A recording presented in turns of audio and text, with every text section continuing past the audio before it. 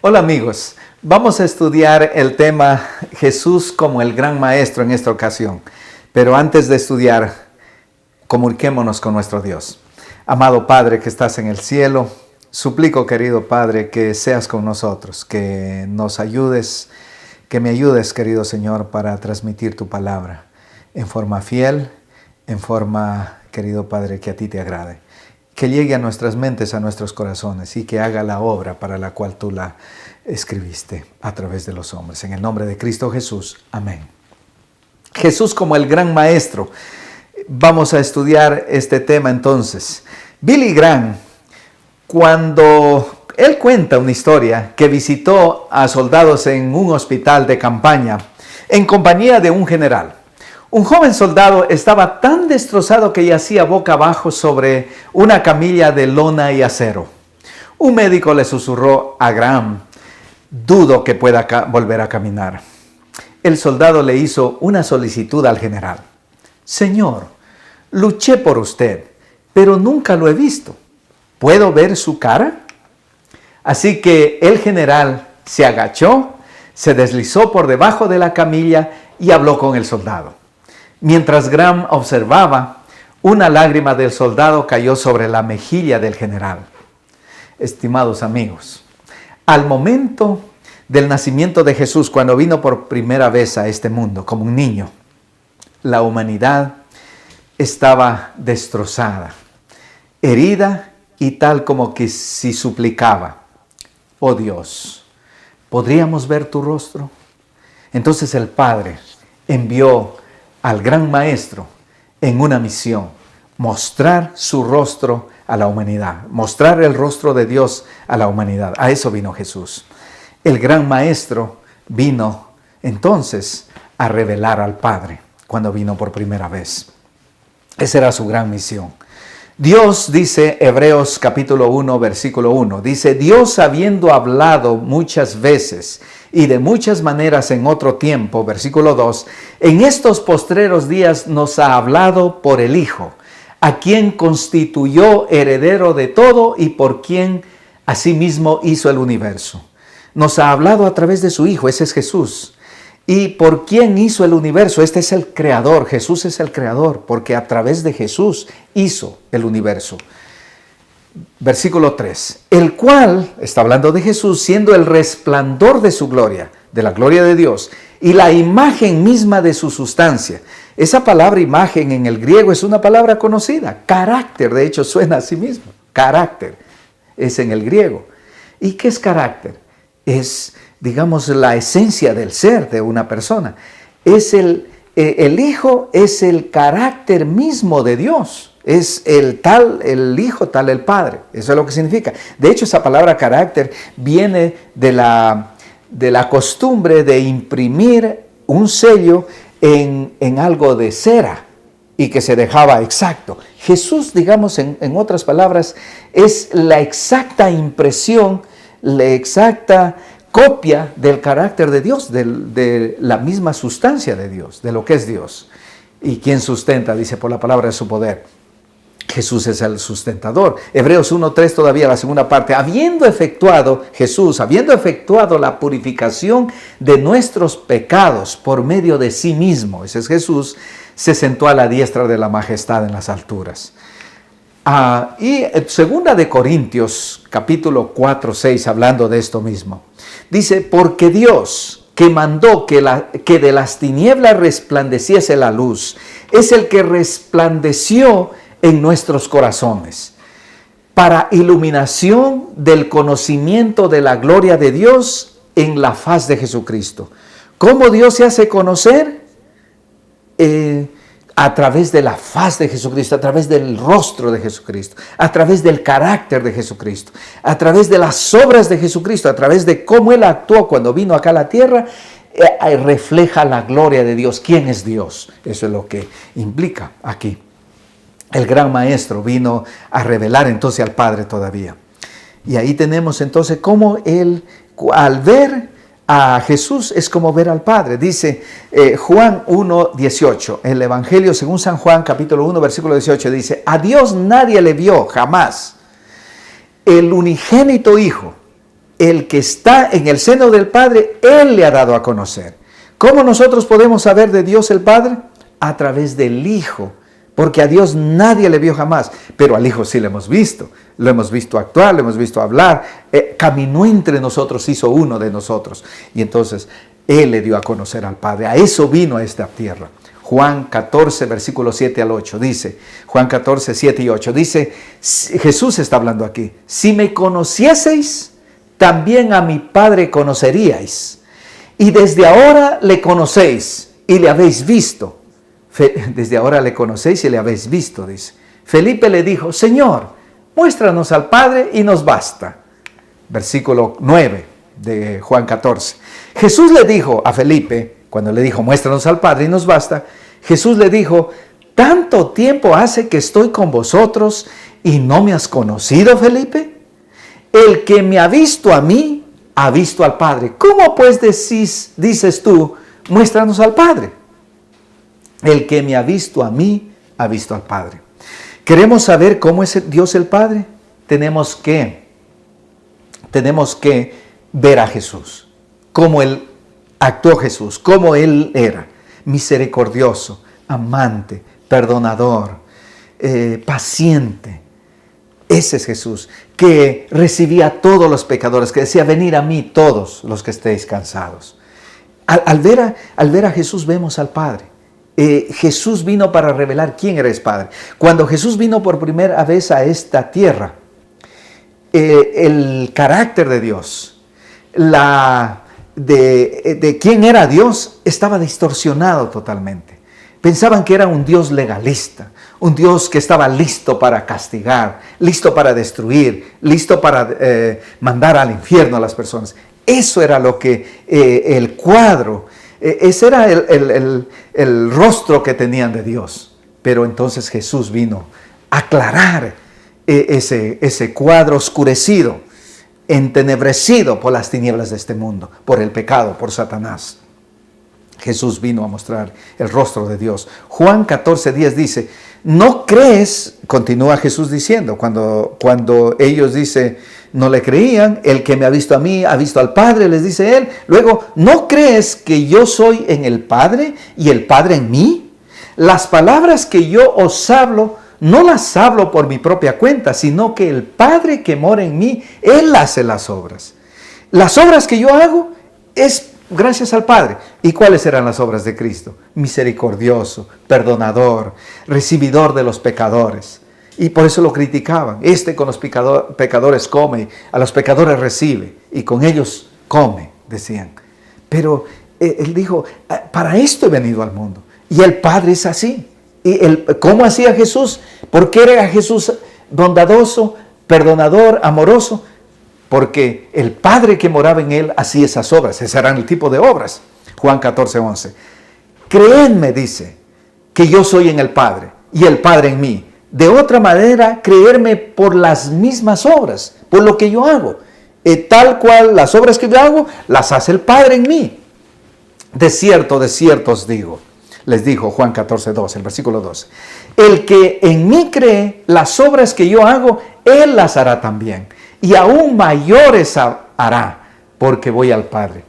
Dice, créanme por mis obras, porque esas obras son hechas por Dios en mí. Y todavía, y dice, crean por las obras que el Padre va a hacer en ti. Por eso, cuando ven a un seguidor de Jesús, a un cristiano genuino seguidor de Jesús, lleno de luz, lleno del Evangelio, lleno del amor de Dios, cuando ven las obras buenas en un cristiano, son obras hechas por Dios en ese cristiano. Y entonces cuando vemos esas obras hechas por Dios, imposible que el ser humano las haga, porque son obras con un poder superior a las del ser humano. Las otras personas tienen que decir, wow, esto es real, esto viene de Dios, esto tiene que ser de Dios, porque imposible para un ser humano hacer tales cosas. Cree por las obras que, dijo, las obras que yo hago, ustedes sin embargo van a hacer mayores obras. Por eso, los milagros que Jesús hizo, la bondad que Jesús hizo, el amor que Jesús hizo, el amor desinteresado por otros, dice, Dios las va a lograr en los seres humanos. Y cuando vean eso, es el Padre que está obrando. Es lo que está diciendo Jesús. Hermoso, ¿no es cierto? ¿Cómo es Dios el Padre? Entonces, según todo esto que hemos leído, Jesús vino a revelar al Padre. ¿Cómo es Dios el Padre? Tal cual Jesús. Tal cual Jesús. Así que, cuando dicen, el Dios del Antiguo Testamento es perseguidor, es destructor, es Dios de guerra. No, es el mismo Dios del Antiguo Testamento, es el mismo Jesús. No hay dos dioses, es el mismo Dios. Así que, tal cual Jesús es el Padre. Y Jesús es tal cual el Padre. Son uno. ¿Por qué insistió al discutir con los discípulos Jesús? ¿Qué insistió Jesús? Él dijo, creedme por las obras hechas por mi Padre en mí. Y por tus obras hechas por mi Padre en ti. Cuando veas obras de un poder superior, distinto a las fuerzas del ser humano, creer. Entonces dice, porque el Padre las hace en ti. Obras, ¿qué obras? ¿Qué tipo de obras? Obras de gracia, obras de amor, obras de misericordia. Cuando tú haces cosas a alguien que no merece que tú hagas algo bueno por esa persona, esas son obras de amor que solo Dios, porque Dios es así. Dios nos da su luz, nos da su lluvia, dice, sobre los que merecen y los que no merecen. Es lo que dice la Biblia. Así que obras de misericordia, obras de perdón, esas son obras del Padre. El gran maestro vino entonces a ser ejemplo, vino a ser ejemplo también. No solo a revelar al Padre, sino vino a ser nuestro modelo, para que nosotros tengamos un espejo en quien inspirarnos, en quien mirarnos. Dice Filipenses 2, 5, 6, está hablando de Jesús. Dice, haya pues en vosotros este sentir que hubo también en Cristo Jesús. El mismo sentir que Jesús, el mismo pensar de Jesús que haya en ti. El cual, siendo en forma de Dios, no estimó el ser igual a Dios como cosa que aferrarse. Dice, sino que se despojó a sí mismo, tomando forma de siervo, hecho semejante a los hombres. Y estando en la condición de hombre, se humilló a sí mismo. No lo humilló a otro, se humilló a sí mismo, voluntariamente, haciéndose obediente hasta la muerte y muerte de cruz. Versículo 9. Por lo cual Dios también le exaltó hasta lo sumo y le dio un nombre que es sobre todo nombre. Estimados amigos, aquí está hablando de Jesús. Cómo siendo igual a Dios, no se aferró a esa posición. La pregunta es, ¿de qué se despojó voluntariamente Jesús? Nadie lo obligó a despojarse, nadie lo obligó a dejar. Él mismo, de sí mismo, voluntariamente. ¿De qué se despojó? De ser igual a Dios. Porque Él es igual a Dios. Él es uno con Dios. Él es Dios. Así que se despojó de ser igual a Dios. Y voluntariamente se hizo, ¿qué se hizo? Se hizo humano. ¿Y qué implica eso? Algo inferior a Dios, obviamente. Algo infinitamente inferior a Dios. Algo infinitamente diferente a Dios. Pero estando en la condición de humano, no solo se hizo un humano normal, vino a nacer en una de las familias más pobres, que cuando tuvo que ofrecer un sacrificio apenas alcanzó lo que ofrecían los pobres, un pichón de paloma como sacrificio, porque no había para cordero, eran bien pobres. Y bueno, hay más que muestra que él vino a nacer en una familia muy pobre. Pero no solo eso, dice, en tanto en la condición de hombre, se hizo siervo. Entre los hombres fue siervo. Eso es lo que dice. La pregunta, ¿es fácil despojarse y bajar a un nivel inferior? ¿Es fácil? Cuando tú te han dado un puesto de liderazgo, que es de influencia, que es donde tú tienes autoridad, ¿es fácil bajarte a un nivel de no autoridad, de don nadie? ¿Es fácil bajar a un nivel inferior? No es fácil, amigos, no es fácil.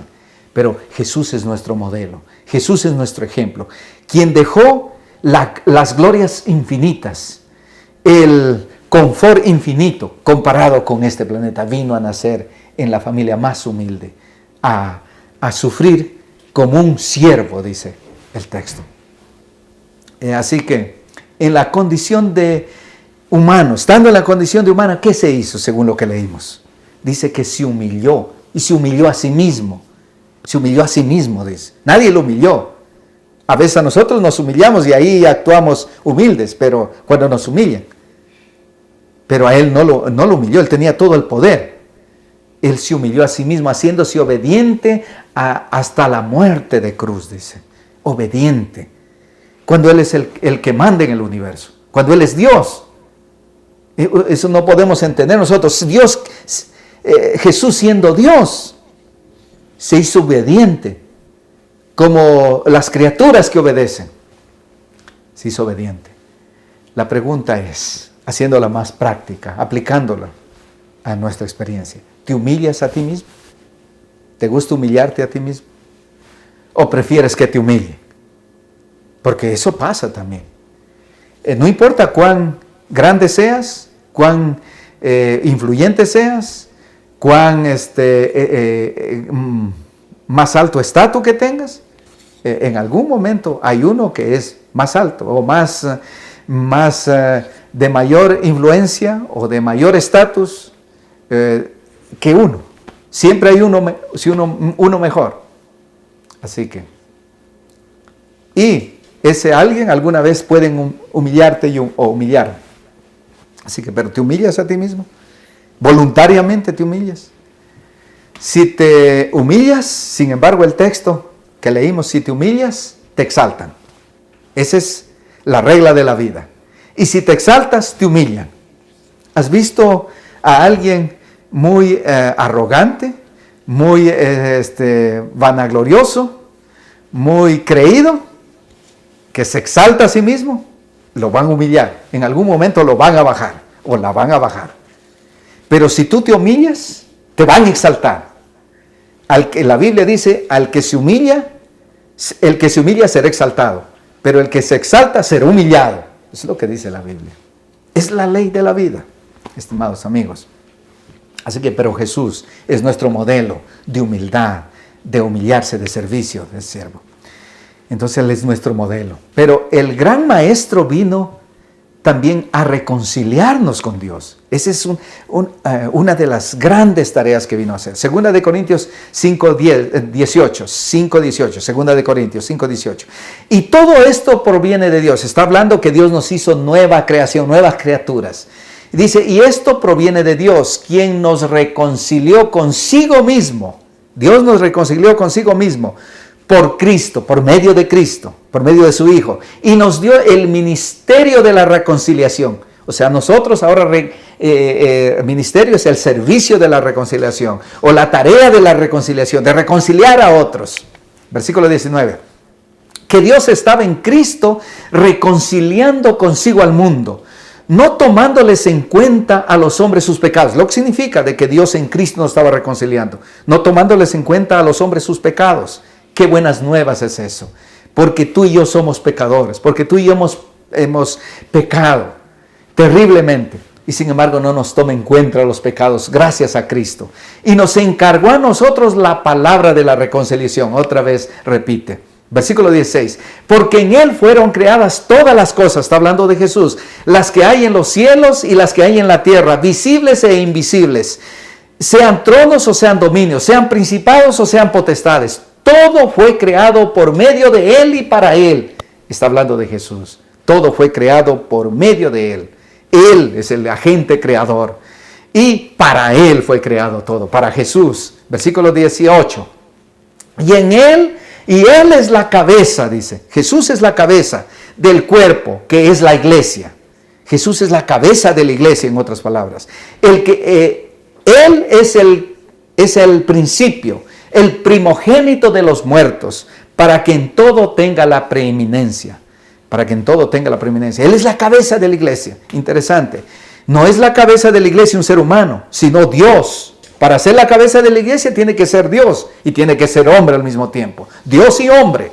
Y solo Jesús tiene esas calificaciones, esos atributos. No hay otro ser como Él. Por eso Él es la cabeza de la iglesia. Y por medio de Él reconciliar consigo todas las cosas. Por medio de Jesús. Consigo está hablando de Dios.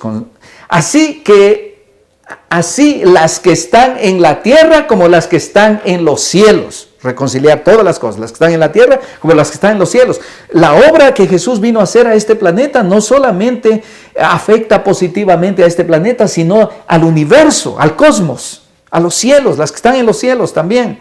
Reconciliarlas, haciendo la paz mediante la sangre de su cruz. Pueden imaginarse que la cruz del Calvario no solo tiene lecciones profundas de este maestro para este planeta, sino para el universo. Los ángeles, de hecho, los ángeles no caídos, porque hay ángeles caídos que se vinieron con Satanás, se asombraron al ver a su creador yendo a la cruz, el universo entero. Un ángel gustoso hubiese querido venir para ir a la cruz, pero tomaba para salvar a la humanidad, para salvar el universo, porque el pecado empezó no acá, sino en el cielo, con ese ángel que se rebeló en contra de Dios, Satanás, Lucifer. Así que tomaba reconciliar también el cielo, en el universo. Así que la cruz afecta el universo también positivamente. A la pregunta que surge: ¿quién es el gran reconciliador? Dios mismo, dice, por medio de Cristo. Él mismo, digamos. El anhelo de Jesús de venir a salvarnos es el mismo anhelo de Dios el Padre. ¿Qué atributos tiene el gran reconciliador? Ya vimos. Él es Dios eterno.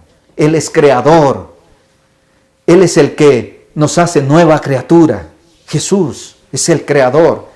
Tomaba rescatar a esta creación, a estas criaturas que Él había creado, rescataba al Creador mismo. Tenía que tener esos atributos. Para poder salvar a la humanidad, tenía que ser el Creador mismo. Pueden imaginarse. Por eso es de ahí que un ser humano que nos puede salvar, que puede darnos, echarnos la mano para la salvación, no existe tal cosa. Para salvar a la raza humana tomaba al Creador mismo, a Dios. Por eso Jesús es Dios y es hombre al mismo tiempo para salvarnos. Tomaba esa combinación y es el único, por eso es el Hijo unigénito. Es el único en su clase. No existe otro ser en el universo como Jesús, que es Dios y que es hombre al mismo tiempo. El hombre solo, ningún hombre puede salvar. Dios solo no podía salvarnos, por eso se hizo hombre. Y toma Dios hombre, poder salvar a la humanidad. Extraordinario. Y dice que nos dio el ministerio de la reconciliación. Nos hizo embajadores, dice de Él. Y dice como que si nosotros clamáramos en nombre de Dios, reconcíliense con Dios. Pero Él obviamente hace la gran obra de reconciliación. Nosotros hacemos una obra chiquita de reconciliación. Él es el gran reconciliador. Él es el que trabaja. De hecho, nosotros hablamos y Él es el que trabaja en los corazones. El gran maestro vino a discipular. Vino a discipular también el gran maestro. A ser discípulos. A tener alumnos, el gran maestro. Lucas 2:20 dice: y volvieron los pastores, glorificando y alabando a Dios por todas las cosas que habían oído y visto, como se les había dicho. ¿Recuerden? Antes de que los pastores fueran a ver que el niño había nacido en Belén, un coro de ángeles les dijo: ha nacido el Rey de los judíos, ha nacido el Salvador. Lo van a encontrar así, vayan. Y cuando fueron, encontraron a María y José en el pesebre. Y entonces cuando después dijeron, un ángel le contó a María y a José y los que estaban ahí, que habían llegado, contaron la visión de los ángeles y lo que habían dicho acerca del niño. Y después de que lo adoraron, dice, regresaron otra vez a las colinas a cuidar los pastores sus ovejas, glorificando y alabando a Jesús, al Salvador. Eso, Jesús es digno de nuestra alabanza. Aquí están los magos que vinieron de Oriente. Mateo 2:11 dice: y al entrar en la casa, esto es después de unos 6 meses o un año quizás, ya el niño ya no estaba en el pesebre. El pesebre era el establo donde comían las bestias el pasto, donde dormían las bestias. Ahí nació el Salvador del mundo. Qué lección más extraordinaria. Que Dios, al venir a este mundo, vino a nacer en un establo. Y ni siquiera había pañales, ni siquiera había una cama para Él. lo tuvo que poner donde estaba la paja que comían las bestias. Qué lección más infinita de Dios. ¿Usted se siente mal cuando a veces va y no hay una cama cómoda para dormir? El Salvador del mundo, el Dios, vino y durmió en paja. ¿Quién soy yo? ¿Quién eres tú? Y al entrar en la casa, vieron al niño. Ella estaba en una casa, ahí están cuando vinieron los magos del oriente, de Babilonia. Al entrar en la casa vieron al niño con su madre María. Y postrándose lo adoraron al niño. Y abriendo sus tesoros le ofrecieron presentes, oro, incienso y mirra. Eran los regalos que debían llevar a alguien cuando nacía de la realeza. Y ellos pensaban que era hijo de un rey terrenal. Pero se dieron cuenta, porque ellos, ángeles los habían guiado. La estrella hemos visto en el oriente y hemos venido siguiendo la estrella. Ha nacido el rey. Pero ellos se dieron cuenta que no era un rey como ellos pensaban. Este era el rey, que era hijo de Dios y hijo de una mujer humana. Y ellos, dice que postrándose lo adoraron y le dieron esos presentes. Pero versículo 12 dice, pero siendo avisados por revelación en sueños que no volviesen a Herodes, regresaron a su tierra por otro camino. Recuerden que ellos vinieron y buscaron al niño primero en el palacio. Dijeron, este tiene que ser de la realeza. Es el niño rey. Pero en el palacio estaba Herodes y él más bien se inquietó. Y estuvo dispuesto. Dijo, vayan, búsquenlo. Y si lo encuentran, dígame para que yo vaya y lo adore también. Pero casi se muerde cuando dijo, vaya y lo adore. Porque lo que quería era descubrir para ir y matarlo. Porque él no quería competencia. Porque él quería ser rey. No que haya otro rey fuera de él. Así que cuando ya estuvieron ahí, lo adoraron. Y después que ellos iban a regresar a avisarle dónde estaba el rey, un ángel les dijo, no, vayan por otro camino, directo de regreso a Babilonia. Y obviamente cuando Herodes se dio cuenta que lo engañaron, mandó a matar a los niños menores de 2 años para matar al niño recién nacido. Eso fue la reacción. ¿Quiénes fueron los primeros alumnos entonces de Jesús aquí? Si él vino para ser discípulos, alumnos, es lo que es un discípulo en el primer siglo. ¿Quiénes fueron los primeros alumnos? Los pastores. Ellos en este niño humilde, que estaba entre los animales, ahí vieron lecciones profundas y se convirtieron en seguidores de este niño, del rey nacido. Pero no solo los pastores, María y José, ellos se asombraban también de cómo Dios se había bajado al nivel de los seres humanos. Ellos no entendían su totalidad, pero las primeras lecciones lo aprendieron de este niño, de este maestro que vino a la tierra. Los magos en este niño aprendieron también lecciones profundas de humildad, de condescendencia, de amor, de humildad. Herodes, él perdió de ser un seguidor del Mesías. Él reaccionó negativamente. Estuvo listo no para recibirlo, sino a destruirlo. ¿Cómo reaccionaron entonces cada quien a este niño? Los pastores, María, los magos, lo adoraron, dice al niño. Lo adoraron al niño Jesús. No adoraron a nadie más en esa ocasión los magos del oriente, sino al niño. Porque Él es Dios, solo Dios. Según la Biblia, solo se puede adorar a Dios, no a la criatura, por si acaso. Así que, pero este es Dios en este niño. Es Dios y hombre al mismo tiempo. Así que Herodes, en miedo, en ira, más bien estuvo listo para perseguirlo. ¿A quién imitar aquí? Imitar entonces a los pastores, a los magos, a María, José, quienes fueron privilegiados con este niño. Y evitar a quién? A Herodes, y perseguir al niño. Estas son las lecciones de este gran acontecimiento, aún en el niño Jesús que vino a nacer. ¿Quieren ustedes decir, Señor, dame la sabiduría, dame el sentido de aceptarte tal como los pastores, tal como los magos del oriente que vinieron a buscarlo? ¿Quieren decir así? Yo quiero decir así. Señor amado, gracias por estas lecciones. En el nombre de Cristo Jesús. Amén.